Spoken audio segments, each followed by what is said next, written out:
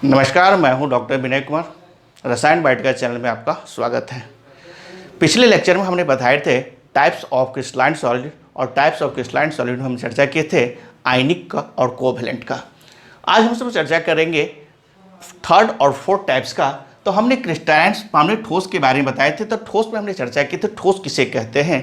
तो दृढ़ता के कारण निश्चित आकार एवं आयतन युक्त पदार्थ की भौतिक अवस्था को ठोस कहते हैं। ठोस को हमने दो भाग में बांटे थे, क्रिस्टलाइन सॉलिड और सेकेंड हमने बांटे थे एमॉर्फस सॉलिड। तो हमने क्रिस्टलाइन सॉलिड को भी हमने चार भाग में बांटे थे। फर्स्ट हमने चर्चा किए थे आयनिक, सेकेंड कोवैलेंट, थर्ड हमने चर्चा किए थे मेटेलिक का और फोर्थ हमने चर्चा किए थे molecular. Ionic, crystalline solid, covalent, crystalline solid, metallic, crystalline solid,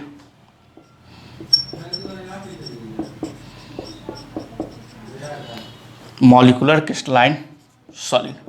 तो हमने इसमें चर्चा पिछले क्लास में आयनिक किए थे और कोवैलेंट का चर्चा किए थे। तो हमने चर्चा किए थे, पहले ध्यान देंगे यहाँ पर कि क्रिस्टलाइन सॉलिड और एमॉर्फस सॉलिड। तो क्रिस्टलाइन सॉलिड बताए थे कि वैसा ठोस पदार्थ जिनमें अवयवी कण नियमित रूप से व्यवस्थित होते हैं क्रिस्टलीय ठोस कहलाते हैं, और वैसा ठोस पदार्थ जिनमें अवयवी कण नियमित रूप से व्यवस्थित नहीं होते हैं और क्रिस्टलीय ठोस कहलाते हैं। फिर हमने क्रिस्टलाइन सॉलिड, फिर दोनों में हमने अंतर बताए थे क्रिस्टलाइन सॉलिड और एमॉर्फस सॉलिड के बारे में। तो क्रिस्टलाइन सॉलिड में हमने बताए थे कि इनकी ज्यामितीय संरचनाएं नियत होती है, इनकी ज्यामितीय संरचनाएं नियत नहीं होती है। ये भंगुर होते हैं, ये भंगुर नहीं होते हैं। ये विषम देशिक होते हैं, ये समदेशिक होते हैं। इनमें अवयवी कणों की व्यवस्था दीर्घपरासी होते हैं, इसमें लघुपरासी होते हैं। उसके बाद दो टर्म आया था, आइसोट्रॉपिक और एनआइसोट्रॉपिक। तो आइसोट्रॉपिक के बारे में हमने चर्चा किए थे कि जिनका भौतिक गुण सभी दिशाओं में समान होता है समदेशिक कहलाता है, और जिनका भौतिक गुण सभी दिशाओं में भिन्न भिन्न होता है विषमदेशिक कहलाता है। और नेक्स्ट हमने चर्चा की थी आयनिक और कोवैलेंट का। तो आयनिक क्रिस्टलीय ठोस में बताए थे कि वैसा क्रिस्टलीय ठोस पदार्थ जिनमें अवयवी कण एक दूसरे से आयनिक बॉन्ड के द्वारा जुड़े होते हैं क्या कहलाते हैं, आयनिक क्रिस्टलीय ठोस कहलाते हैं। और सेकंड हमने चर्चा किए थे कोवैलेंट का। तो वैसा क्रिस्टलीय ठोस पदार्थ जिनमें अवयवी कण एक दूसरे से सहसंयोजक बंधन के द्वारा जुड़े होते हैं क्या कहलाते हैं, सहसंयोजक क्रिस्टलीय ठोस कहलाते हैं। आज हम दो का चर्चा करेंगे, मेटेलिक और मॉलिक्यूलर का। तो हमने यहाँ पर आयनिक का उदाहरण बताए थे NaCl, KCl। तो हमने कोवैलेंट का हमने उदाहरण बताए थे हीरा, ग्रेफाइट और सिलिकॉन कार्बाइड। आज हम सब चर्चा कर रहे हैं मेटेलिक और मॉलिक्यूलर का। देखेंगे मेटेलिक क्रिस्टलाइन सॉलिड के बारे में। चलिए, तो metallic crystalline solid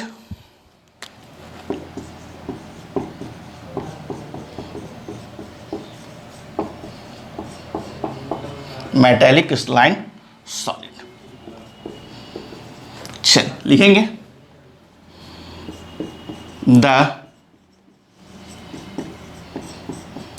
crystalline solid in which constituent particles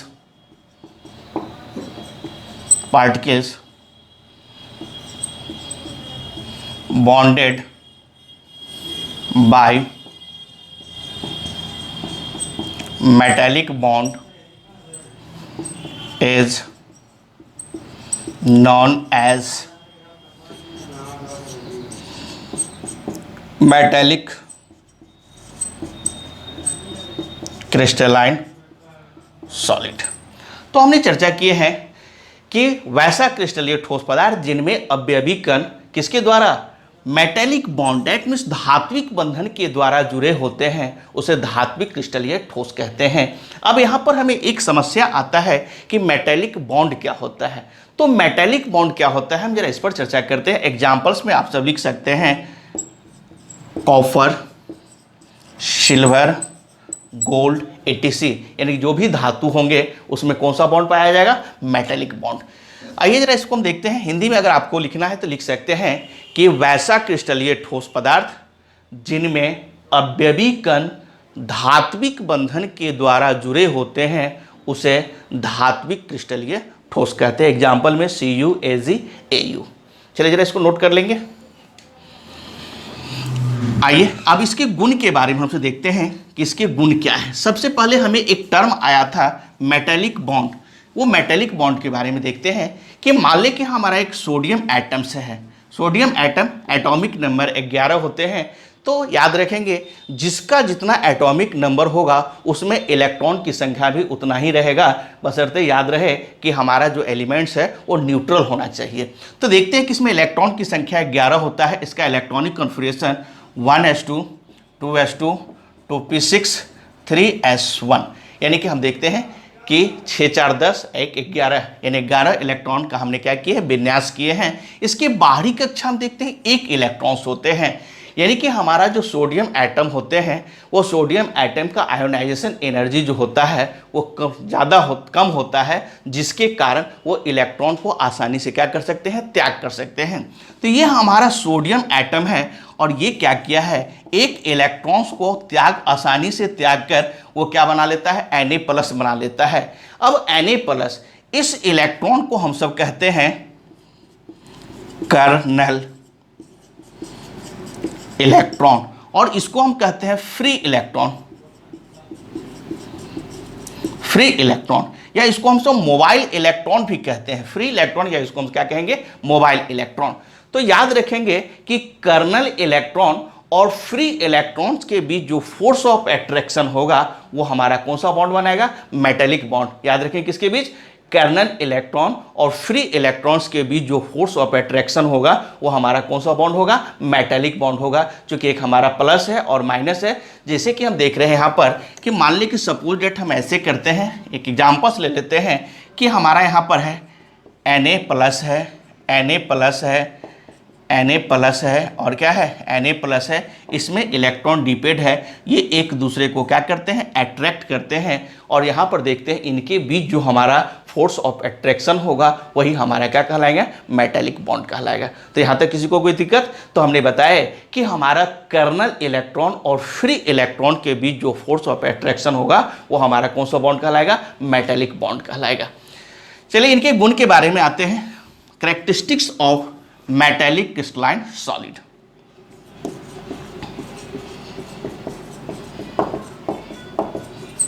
Characteristics of metallic crystalline solid, यानी धात्विक क्रिस्टलीय ठोस के गुण। और याद रखेंगे पहला पॉइंट, इनकी ज्यामिति संरचना नियत होते हैं। सेकेंड पॉइंट, इनका मेल्टिंग पॉइंट एवं BP बॉइलिंग पॉइंट उच्च होते हैं। थर्ड पॉइंट, ये विद्युत के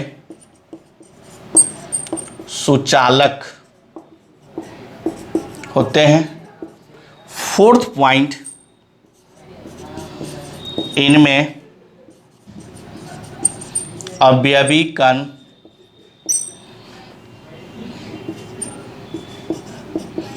परमाणु के रूप में पाई जाती है। इनमें अवयवी कण किसके रूप में पाई जाती है, परमाणु के रूप में। और फिफ्थ पॉइंट आप सब लिख सकते हैं। पांचवा पॉइंट हम ऊपर लिख देते हैं। फिफ्थ पॉइंट, ये आघातवर्ध एवं तन्य होते हैं। ये आघातवर्ध एवं क्या होते हैं, तन्य होते हैं।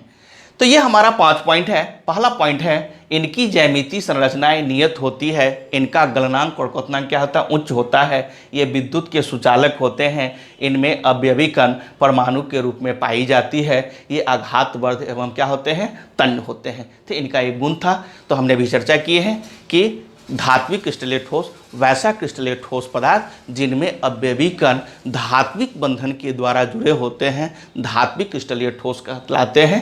धात्विक क्रिस्टलीय ठोस के हमने गुण बताए हैं, ये आघातवर्ध एवं तन्य होते हैं, इनकी ज्यामितीय संरचनाएं नियत होती है, इनका गलनांक क्वथनांक उच्च होता है, ये विद्युत के सुचालक होते हैं, इनमें अवयवी कण किसके रूप में, इनमें अवयवी कण परमाणु के रूप में पाई जाती है। तो यह इनका गुण था। चलिए नेक्स्ट हम सब आते हैं मॉलिक्यूलर क्रिस्टलाइन सॉलिड की ओर, और फोर्थ पॉइंट हमारा है मॉलिक्यूलर क्रिस्टलाइन सॉलिड, आणविक क्रिस्टलीय ठोस, आणविक क्रिस्टलीय ठोस, और लिख सकते हैं इसका the crystalline solid in which constituent particles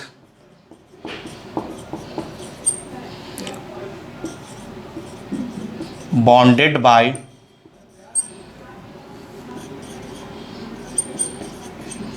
molecular bond, bracket में हम लिख सकते हैं van der Waals force is known as molecular crystalline solid. तो यहां पर देखें कि क्या होता है molecular crystalline solid, the crystalline solid in which the constituent particles है ना bonded, constituent particles bonded by molecular bond, या इसको हम सब van der Waals force is known as molecular crystalline solid. Hindi में इसको कह सकते हैं कि वैसा क्रिस्टलीय ठोस पदार्थ जिनमें अवयवी कण मॉलिक्यूलर बॉन्ड या वांडर वाल फोर्स के द्वारा जुड़े होते हैं, उसे आणविक क्रिस्टलीय ठोस कहते हैं। इसमें हम एग्जाम्पल्स में हम लिख सकते हैं, एग्जाम्पल्स में I2 हो गया, SO2 सॉलिड के रूप में हो गया, H2O ये भी हमारा सॉलिड के रूप में, सब सॉलिड के रूप में होगा। तो ये हमारा किसका एग्जाम्पल है, ये हमारा मॉलिक्यूलर क्रिस्टलाइन सॉलिड का एग्जाम्पल है। अब इसके हम थोड़ा सा गुण के बारे में देखते हैं। चलिए जरा नोट कर लेंगे इसको। Characteristics of molecular crystalline solid आते हैं।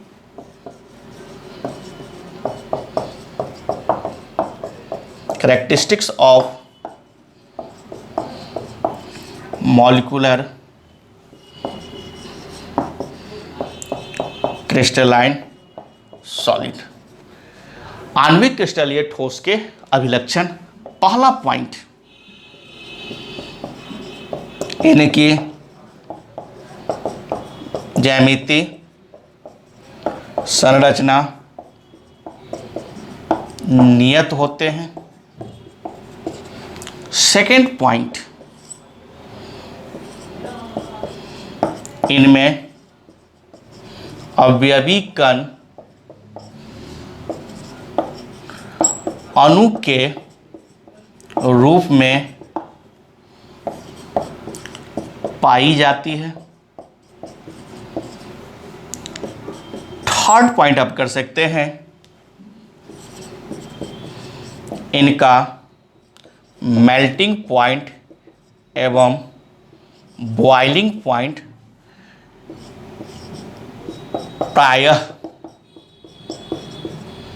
निम्न होते हैं। फोर्थ पॉइंट, ये भंगुर होते हैं, हो गया। और फिफ्थ पॉइंट, ये विद्युत के निर्बल निर्बल चालक, डैट मीन्स पुअर कंडक्टर होते हैं। ये विद्युत के क्या होते हैं? निर्बल चालक होते हैं। तो पहला पॉइंट याद रखेंगे, इनकी ज्यामितीय संरचनाएं नियत होती है, इनमें अवयवी कण अणु के रूप में पाई जाती है, इनका मेल्टिंग एंड बॉइलिंग पॉइंट क्या होते हैं? प्रायः निम्न होते हैं, ये भंगुर होते हैं, ये विद्युत के क्या होते हैं? निर्बल चालक, डैट मीन्स पुअर कंडक्टर होते हैं। तो ये हमारा था आणविक क्रिस्टलीय ठोस का। अब हम सब चर्चा कर रहे हैं इनके टाइप्स के। तो हम सब हेडलाइन लिखेंगे, types of molecular crystalline solid. इन्हें हम सब कह सकते हैं कि आणविक क्रिस्टलीय ठोस के हम सब क्या करेंगे? प्रकार पढ़ेंगे। तो इसको हम सब 3 भाग में बांटे हैं। पहला polar molecular crystalline solid. Second याद रखेंगे, नॉन पोलर मॉलिक्यूलर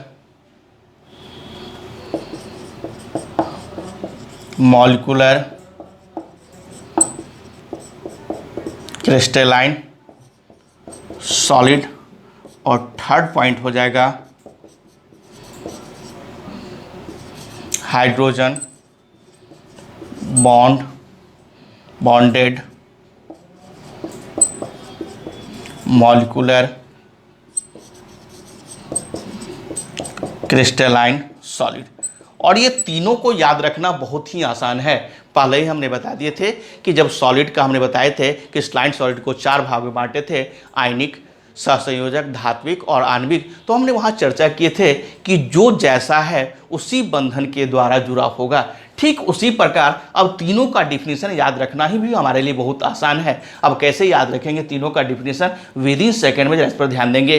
जैसे हमने पोलर बताए कि वैसा आणविक क्रिस्टलीय ठोस पदार्थ जिनमें अवयवी कण एक दूसरे से किसके द्वारा? पोलर बॉन्ड के द्वारा। दूसरा हम नॉन पोलर हो गया, और तीसरा किसके द्वारा? हाइड्रोजन बॉन्ड के द्वारा जुड़े होंगे। तो हमारा क्या हो गया? तो तीनों का डिफिनीशन अब आसानी से याद रख सकते हैं। तो पहला हो गया अब पोलर बताए, यानी कि ध्रुवीय आणविक क्रिस्टलीय ठोस, दूसरा है अध्रुवीय आणविक क्रिस्टलीय ठोस, और तीसरा है हाइड्रोजन बंधन आणविक क्रिस्टलीय ठोस।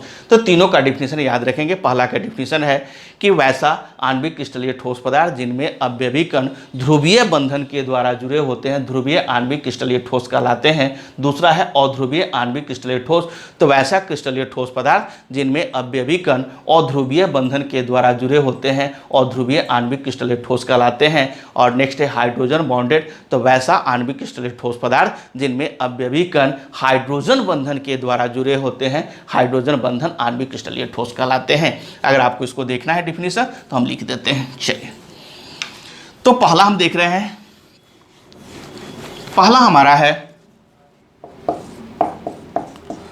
पोलर मॉलिक्यूलर क्रिस्टलाइन सॉलिड, और लिख सकते हैं the molecular crystalline solid in which constituent particles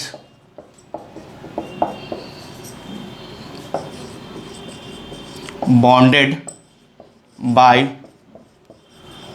polar bond is known as polar molecular crystalline solid. इसको हिंदी में हम सब कह सकते हैं ध्रुवीय आणविक क्रिस्टलीय ठोस, और लिख सकते हैं हिंदी में एग्जाम्पल्स कर सकते हैं आप सब। एग्जाम्पल में SO2 ये किसके रूप में, सॉलिड के रूप में। तो हम यहाँ पर देखते हैं कि वैसा आणविक क्रिस्टलीय ठोस पदार्थ जिनमें अवयवी कण एक दूसरे के इसके द्वारा पोलर बॉन्ड के द्वारा जुड़े होते हैं उसे हम क्या कहते हैं, पोलर मॉलिक्यूलर क्रिस्टलाइन सॉलिड कहते हैं। चलिए नेक्स्ट हम सब आते हैं नन पोलर की ओर। यहाँ पर एक टर्म आता है पोलर बॉन्ड। तो पोलर बॉन्ड देखते हैं क्या होता है कि पोलर बॉन्ड में देखते हैं कि यहाँ हमारा डिफरेंट एटम्स के बीच होता है, क्या होता है, डिफरेंट एटम्स के बीच होता है, इनके बीच जो बॉन्ड होता है वो हमारा क्या कहलाता है, पोलर बॉन्ड्स कहलाता है। नेक्स्ट हम सब आते हैं नन पोलर की ओर। यहीं पे लिख देते हैं नन पोलर, बस कुछ नहीं करना है, हम सब थोड़ा सा डिफिनीशन में चेंज कर दें। यहाँ पे लिखते हैं non polar molecular crystalline solid, और कर सकते हैं the molecular crystalline solid in which constituent particles bonded by, अब कुछ नहीं करना है, non polar bond is known as, क्या हो जाएगा, non polar molecular crystalline solid. यानी कह सकते हैं कि वैसा क्रिस्टलीय ठोस पदार्थ जिनमें अवयवी कण अध्रुवीय बंधन के द्वारा जुड़े होते हैं उसे हम सब क्या कहते हैं, अध्रुवीय आणविक क्रिस्टलीय ठोस। एग्जाम्पल्स में आप लिख सकते हैं I2 हो गया, N2 हो गया, ये सब सॉलिड्स के रूप में होगा, किसके रूप में होगा, ठोस के रूप में होगा। तो ये हमारा था non polar molecular crystalline solid. और थर्ड पॉइंट हम सबको आता है, चलिए देख लेंगे यहाँ पर, और थर्ड पॉइंट हमारा आता है hydrogen bonded molecular crystalline solid. Third point हमारा है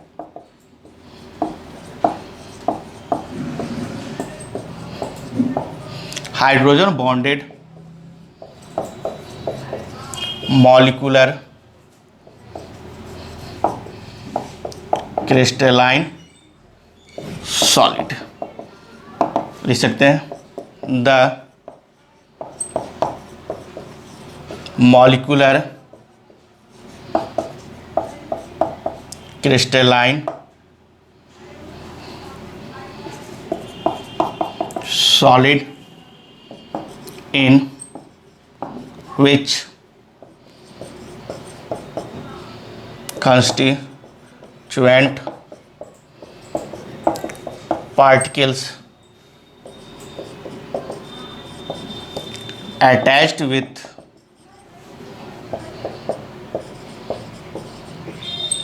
hydrogen bond is known as hydrogen bonded molecular crystalline solid. अगर हिंदी में लिखना चाहते हैं तो लिख सकते हैं हाइड्रोजन बंधन आणविक क्रिस्टलीय ठोस, तो हिंदी में लिखेंगे वैसा आणविक क्रिस्टलीय ठोस पदार्थ जिनमें अवयवी कण किसके द्वारा, हाइड्रोजन बंधन के द्वारा जुड़े होते हैं उसे हाइड्रोजन बंधन आणविक क्रिस्टलीय ठोस कहते हैं। एग्जाम्पल्स में याद रखेंगे NH3 H2O HF ATC। अब इसे याद रखने के लिए एक हम सब ट्रिक डेवलप किए हैं, उस ट्रिक का नाम है अब कैसे पहचानेंगे कि हाइड्रोजन किसमें हाइड्रोजन बंधन पाई जाती है। तो इसके लिए हम क्या किए हैं, एक ट्रिक है, बहुत आसान सा ट्रिक है हाइड्रोजन बंधन को याद रखने का, और वो ट्रिक हमारा है फोन, FON, फोन। फोन, ये फोन यानी कि फ्लोरीन, ऑक्सीजन और नाइट्रोजन, ये हमारा उच्च विद्युत ऋणात्मक वाले तत्व होते हैं। अगर ये हाइड्रोजन के साथ जुड़ा होगा तो हाइड्रोजन बंधन बनाएगा, इसके अलावा हाइड्रोजन के साथ कोई और जुड़ा होगा तो हाइड्रोजन बंधन नहीं बनाएगा। जैसे आपको दे दिया कि HCl, क्या HCl हाइड्रोजन बंधन बनाता है, आपका जवाब होगा नहीं बनाता है। हमने दे दिए H2S, क्या हाइड्रोजन बंधन बनाता है, नहीं बनाता है, लेकिन इसी की जगह पर हमने दे दिए HF हाइड्रोजन बंधन बनाता है, हमने दे दिए H2 हाइड्रोजन बंधन बनाता है, हमने दे दिए PH3 हाइड्रोजन बंधन नहीं बनाता है, लेकिन यहीं पे दे दिए NH3 हाइड्रोजन बंधन क्या करता है, बनाता है। तो अभी आपने देखे कि हमने एक ट्रिक बताए FON, फोन, फोन केवल हाइड्रोजन बंधन बनाता है, इसके अलावा कोई हाइड्रोजन बंधन नहीं बनाता है। फ्लोरीन, ऑक्सीजन और नाइट्रोजन, क्योंकि ये 3 एलिमेंट्स जो होते हैं वो उच्च विद्युत ऋणात्मक वाले होते हैं, इसलिए यह क्या करते हैं, हाइड्रोजन बंधन बनाते हैं, बाकी हमारा हाइड्रोजन बंधन नहीं बनाते हैं। और जो बच्चे क्या करेंगे, शुरू से पहले हमने 2 वीडियो डाले हुए हैं, अब जो भी बच्चे क्या करेंगे, पीछे से वीडियो को लाइन बाय लाइन अस्थिर से देखेंगे, तो आपको पूरा जब तक नहीं देखेंगे तब तक आपको समझ में नहीं आएगा, इसलिए वीडियो को पूरा देखिए। जहां तक अगर कोई दिक्कत होता है आपको, तो आप कमेंट बॉक्स में लिखें कि सर हमें ये समझ में नहीं आता है, तो हम उसको अगले वीडियो में हम उसको सॉल्व करेंगे कि आपको क्या प्रॉब्लम है, कहाँ समझने में दिक्कत है। जब तक आप हमें बताइएगा नहीं, तब तक हमें समझ में नहीं आया कि आपको कहाँ से क्या कठिनाई है। तो इसलिए आप पूरा देखिएगा वीडियो, और पूरा देखने के बाद आप कमेंट बॉक्स में लिखिएगा कि सर हमें यहाँ कठिनाई है या हमें समझ में यहाँ नहीं आता है, तो उसको हम सॉल्व करने का कोशिश करेंगे। Thank you.